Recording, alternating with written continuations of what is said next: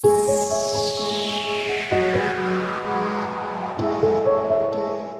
sesi berikutnya akan dibahas bagaimana peran strategis ekosistem mangrove bagi pertahanan dan keamanan. Kami undang dengan hormat Bapak Letnan Kolonel Khusus Dr. Andes Ambar Kristianto MSI untuk dapat memaparkan materinya. Kepada Bapak Letkol Ambar kami persilakan, waktunya sama Pak, kurang lebih 20 menit.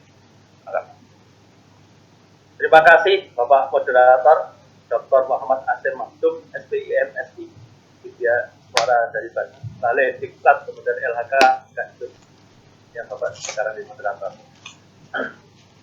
Bismillahirrahmanirrahim. Assalamualaikum warahmatullahi wabarakatuh.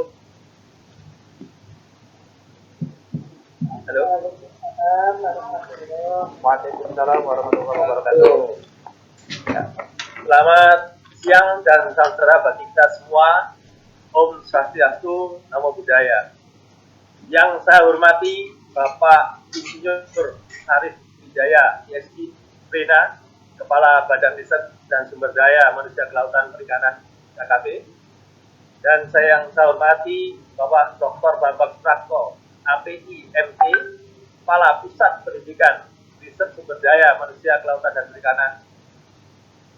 Dan yang saya hormati Dr. Haji Endang Gunaisa, Direktur Politeknik Kelautan dan Perikanan Sorong. Dan yang saya hormati, ini juga mitra kami saat kami mengambil riset S2, Bapak Haji Mukarim, yang telah membimbing kami dulu waktu kami penelitian mangrove di Benunggul. Ini beliaunya adalah penggiat sekaligus praktisi yang mendapat Kalpataru, namanya insya Allah Presiden Bapak SBY itu ya.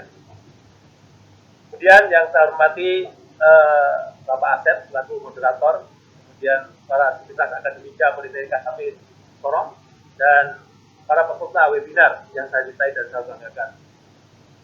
Izinkan pada siang hari ini kami akan menyampaikan tentang peran mangrove dan strategi mangrove bagi pertahanan dan keamanan.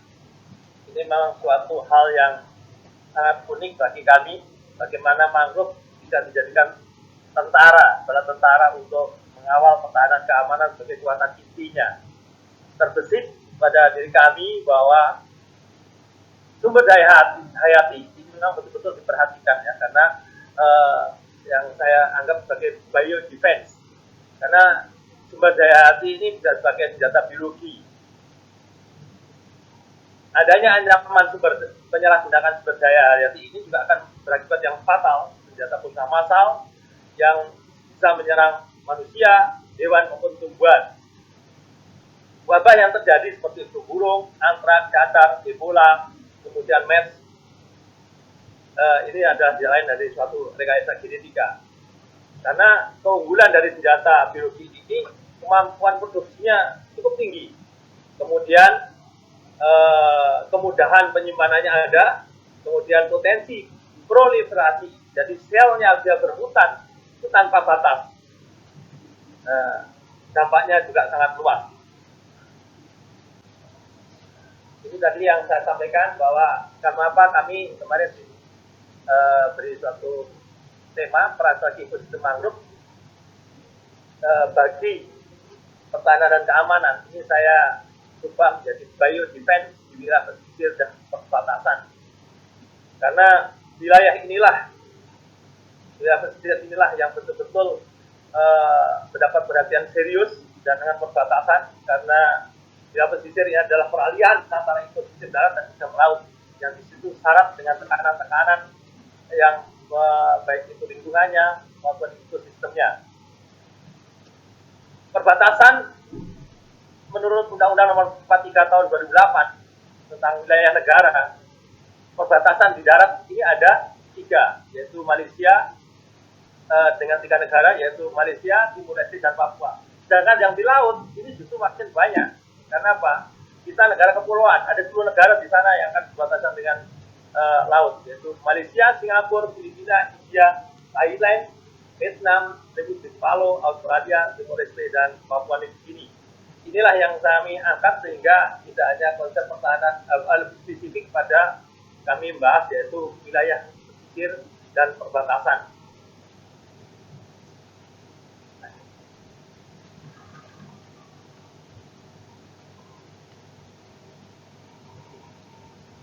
Lanjut. Undang-Undang Nomor 23 Tahun 2019 ini pengelolaan sumber daya nasional pertahanan negara. Ini adalah pengelolaan yang meliputi 4 sumber daya, yaitu sumber daya manusia, sumber daya alam, sumber daya buatan, kemudian sarana prasarana nasional, yang dirangkum dalam suatu sistem pertahanan rakyat semesta.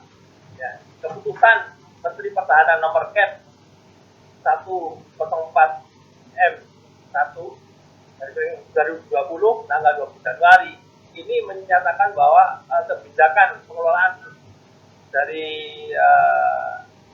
sumber daya nasional, yaitu 4 sumber daya inilah yang dikelola. Kami ambil salah satu, ya di situ ada sumber daya alam yang akan dikelola, di mana di situ bagaimana kita bisa memberikan peran serta sumber daya alam ini menjadi fungsi dari pertahanan dan keamanan. Salah satu sisi yang kami ambil adalah mangrove. Lanjut.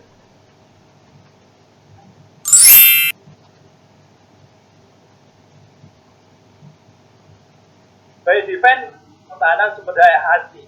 Ini mohon maaf kami agak dilihatkan dengan istilah OBD, istilah yang saya ambil yaitu operasi bio defense untuk perang, combat by defense. OBSP adalah operasi bio defense selain perang, non combat bio defense.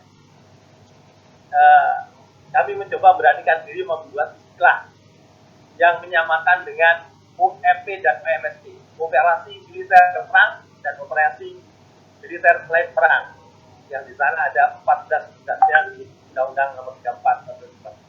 Nah, di mana posisi yang di awal tadi saya sampaikan, kalau operasi defense untuk perang ini cenderung bagaimana sumber daya hayati ini dibagikan sebagai senjata pemusnah massal.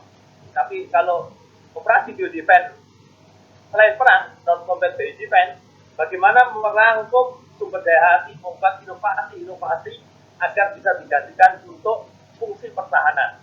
Salah satu yang kami ambil di sini adalah mangrove, karena mangrove ini mempunyai peran yang sangat unik digunakan untuk operasi bio defense selain perang. Lanjut.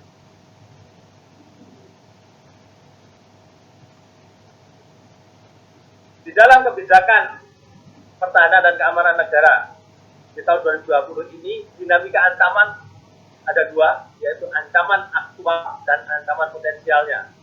Ancaman aktualnya mulai dari pelanggaran wilayah, intervensi asing, separatisme, dan pemberontakan bersenjata, perumpakan, pembajakan, dan penyanderaan WNI, kemudian terorisme, radikalisme, ancaman cyber, ancaman intelijen, ancaman perang psikologi, ancaman sarang senjata biologis yang saya sampaikan, kemudian bencana alam dan lingkungan. Bencana alam dan lingkungan, kemudian wabah penyakit, peredaran perdagangan narkoba, dampak revitalisasi industri, revolusi industri, bukan revitalisasi ya, industri 4.0 dan revolusi masyarakat 5.0. Nah, bencana alam dan lingkungan, inilah yang akan kami angkat bagaimana peran dari ancaman aktual yang telah nyata bahwa makhluk kita sudah sangat besar. Ancaman potensialnya yaitu perang konvensional, perang terbuka, ancaman senjata nuklir, krisis ekonomi, ancaman pandemi yang sekarang terjadi dan imigran asing. Ini jadi ancaman potensialnya dan menjadi kenyataan sekarang, menjadi sudah ancaman aktual dengan adanya COVID-19. Lanjut. Sebetulnya ada beberapa peneliti fungsi ekosistem mangrove ini mulai dari tahun 99 sampai tahun 2010 di sini yang kami sampaikan, dari mulai Lekato Pedi, Tutu ya, Usmana, Siti Huda, Kurniawan, Beken, kemudian Pak Pramono dan Pak Priatmojo ini menyampaikan bahwa peredaman gelombang laut, fungsi mangrove itu dapat digunakan untuk meredamkan gelombang laut, angin badai, kemudian pelindungan dari abrasi, penahan lumpur, perangkat sedimen, tsunami, kemudian penyerapan karbon, penyerapan dan penyimpanan karbon. Ini sangat luar biasa. konon penelitian dari terbesit dengan mangrove ini lebih bagus untuk menyerap karbon adalah pohon mangrove. Inilah karunia Allah kalau kita punya 108.000 km panjang badan pantai ini bisa dimanfaatkan yang bisa ditanam mangrove dan diupayakan tanam mangrove, maka climate change akan bisa diatasi dengan maksimal. Betapa pentingnya fungsi ekosistem mangrove ini, oleh karena itu fungsi dari operasi biodefense non-combatant ini yang saya katakan tadi sangat dibutuhkan adanya pengelolaan mangrove secara maksimal. Lanjut. Nah, sedikit mohon maaf. Nah, sebelumnya ilustrasi kemampuan redaman laut oleh hutan mangrove di kasus dari Desa Penunggul ini yang kami teliti bersama kemarin Pak Mukarim, kami melakukan penelitian ini di sana bahwa koefisien transmisi yang direbang peredaman gelombang laut itu mendapatkan suatu ilustrasi persamaan yang telah kami dapatkan bahwa koefisien transmisi gelombang HI 1 min dalam kurung tinggi gelombang dibagi waktu periodenya dikalikan dengan porositasnya. Nah, dari sini mendapat suatu nilai redaman gelombang yang signifikan dari kerapatan laut yang ada. Lanjut.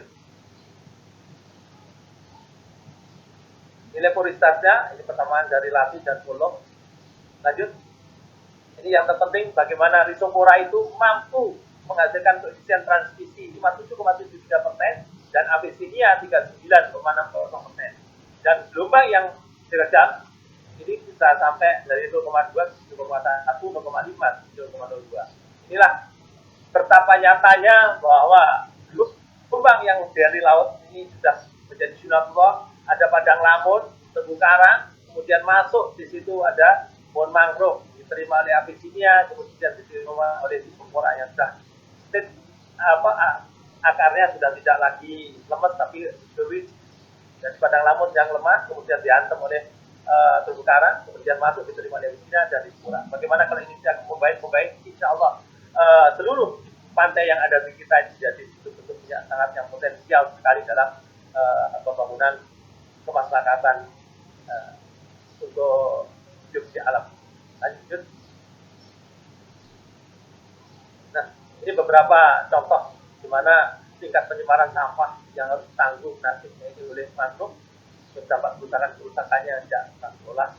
Artinya bagaimana kalau mangrove-nya tidak ada, ini kejadian di bagaimana bencana tsunami betapa mangrove tidak ada pengerem juga yang datang. Lanjut. Untuk menanggulangi alam semuanya, bagaimana anak-anak kita sudah berhasil tadi di Probolinggo sudah terlihat sekali bagaimana mangrove bisa teraktivasi sudah luar biasa menjadi dulu tempat buang sampah dan populasi lingkungan yang jorok menjadi suatu keinginan tempat wisata yang sangat anggun dan indah. Lanjut. Nah, peran segi mangrove dalam menanggulangi keutuhan wilayah. Ekosistem mangrove ini membentang pada pantai yang bukan hanya sekedar tumbuh di pasang surut, namun dia betul-betul mempunyai fungsi menjaga stabilitas garis pantai. Ya. Di Riau, kalau tidak salah ada 4 pulau yang sudah menjadi kewaspadaan tinggi. Itu adalah Pulau Batu Mandi, Pulau Rumpat, Pulau Rangsa, Pulau Bengalis. Ini Kemenko Maritim Mei 2019 itu menyampaikan kalau garis pantai ukur perbatasan itu dimulai dari pangkalnya saat pasang surut terendah, kemudian pantainya sudah tergerus, maka disitulah kehadiran mangrove yang sangat dibutuhkan. Utamanya adalah pulau-pulau yang belum terdaftar di PBB. Kalau sudah terdaftar di PBB, kalau tidak ada masalah. Kalau itu sudah belum terdaftar, tidak semuanya pulau-pulau yang ada di negeri ini sudah terdaftar dari 1940. Ya, inilah yang saya sampaikan bagaimana mangrove ini betul-betul menjadi fungsi dari penjagaan terdepan, garda terdepan dalam menjaga garis pantai agar kedaulatan wilayah kita tetap lestari semuanya. Lanjut. Nah, ini ada sedikit bagaimana dikatakan dalam surat Al-Imran. Berikutnya. Lanjut. Berikutnya. Hai orang-orang yang beriman dan bersabarlah dan kuatlah kamu dan tetaplah berada di perbatasan negeri dan bersabarlah kepada kamu supaya kamu dapat beruntung. Bagaimana ini ditegaskan surat Al-Imran ayat 200. Karena kita mohon maaf, ini ada suatu ayat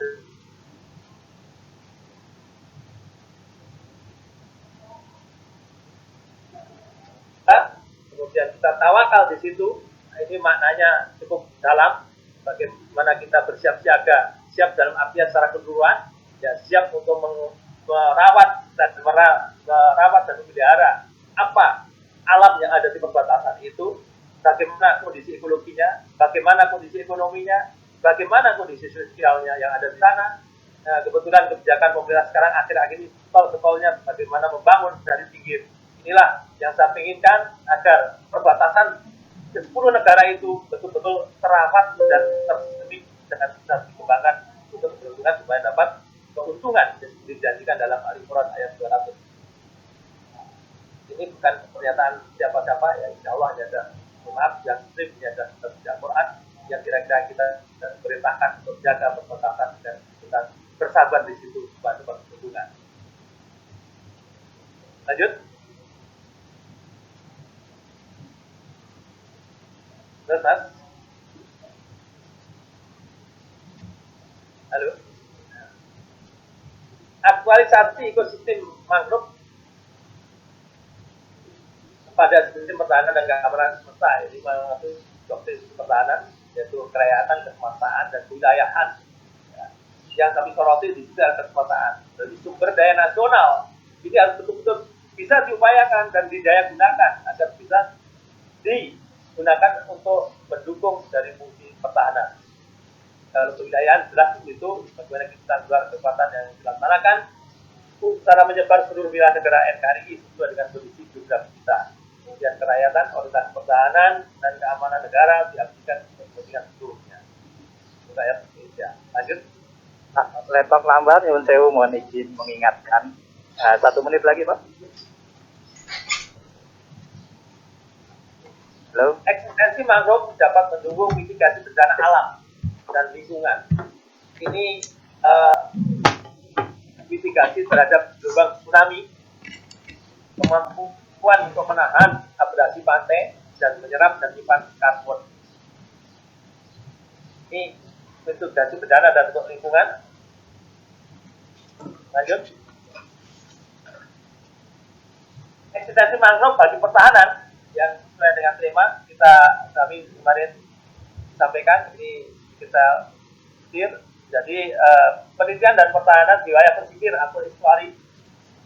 Mohon maaf, sedikit kami sampaikan bahwa pada saat ada semacam pergeseran pasukan dengan ada pendaratan, ini ada ratus kendaraan khusus yang harus didaratkan, maka mau tidak mau sebelum melaksanakan untuk menggeser alutsista dari laut ke darat ini, diteliti dulu di tingkat pesisir di situ bagaimana kelandian pantai, kondisi pesisirnya, kondisi hambatan-hambatan rintangan yang terjadi supaya tidak terjadi suatu kefatalan di situ, maka harus diteliti di situ.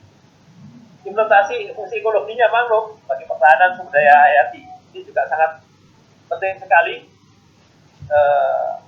Bagaimana nutrisi yang terkandung di situ, substrat-substrat yang terkandung di situ, itu menjadi kekayaan yang harus dilindungi untuk pengembangan dan penelitian lebih lanjut yang sudah dimanfaatkan untuk nilai-nilai fungsi pertahanan.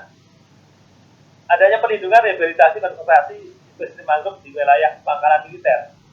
Jelas, adanya pangkalan militer selalu dilindungi oleh suatu alam untuk penyamaran-penyamaran di situ terjadi harus terlindung supaya aman dari pengaruh dari lingkungan, ekologinya maupun lingkungan sosialnya.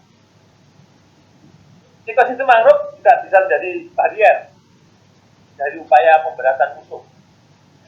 Ini statement dari Astrof Hormat, Kolonel Martin Subadiana saat mengatakan waktu Ahmad Jaya, bagaimana mangrove itu bisa dijadikan suatu killing ground. Ya. Ke depan memang ada upaya bagaimana Indonesia harus punya keunikan. Dari 108.000 km panjang pantai ini, bagaimana kita bisa mengatur atau membangun suatu teknologi atau sistem peperangan di hutan mangrove. Ini mungkin aspek yang kita bisa jadikan suatu kembangan, sehingga musuh ketika mau investasi ke negara Indonesia, kita sudah pengalaman dan canggih dalam peperangan di mangrove. Karena mangrove ini suatu hutan yang memang lain dengan ada hutan-hutan yang di darat. Itu harus karakteristiknya berbeda dengan yang ada di darat. Ambar, Nyuwun Sewu. Karena barrier Yang mengingatkan itu penting, karena kalau tidak hati-hati maka karakteristik yang ada di pantai tidak betul-betul dijadikan acuan atau masukan untuk pendaratan menuju dari laut ke darat ini, itulah akan terjadi kefatalan, sehingga akan menentukan bagaimana berhasil tidaknya suatu pergeseran kendaraan atau material tempur atau alutsista dari laut ke darat. Demikian embarkasi juga dari laut, dari darat ke laut, kembali ke tengah laut. Kalau kita tidak betul-betul tahu karakteristik di pantai, akan menjadi kefatalan dalam operasi kita. Lanjut. Pak Ambar, Nyuwun Sewu Pak Ambar. Nyuwun Sewu, apa suara saya terdengar Pak? Bagaimana kelestarian mangrove dan tugas pokok TNI. Nah, di dalam tugas pokok TNI, di situ ada OMSP yang ada sekitar 14 tugas pokok TNI yang kami kita di sini adalah merawat lingkungan dan memberikan dukungan saat terjadi bencana alam. Nah, supaya tidak ada bencana alam yang fatal, maka ketika ada tsunami, ketika ada badai, ketika ada bencana-bencana yang terjadi di pesisir, itu kalau jauh hari sebelumnya TNI bersama lembaga-lembaga terkait itu diajak untuk memikirkan mangrove.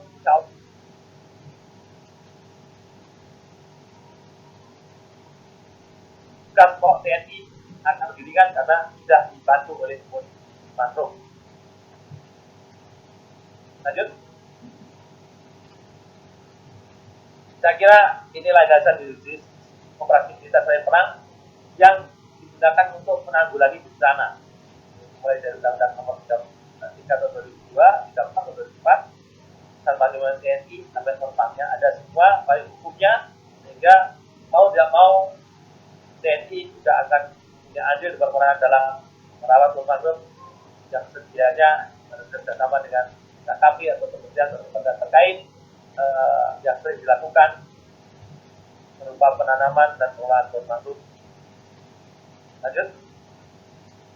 Halo, Pak Ambar, apa suara saya terdengar? Akhirnya, kalau kami boleh membuat statement, yaitu mangrove ecosystem is natural soldier that doesn't need to pay.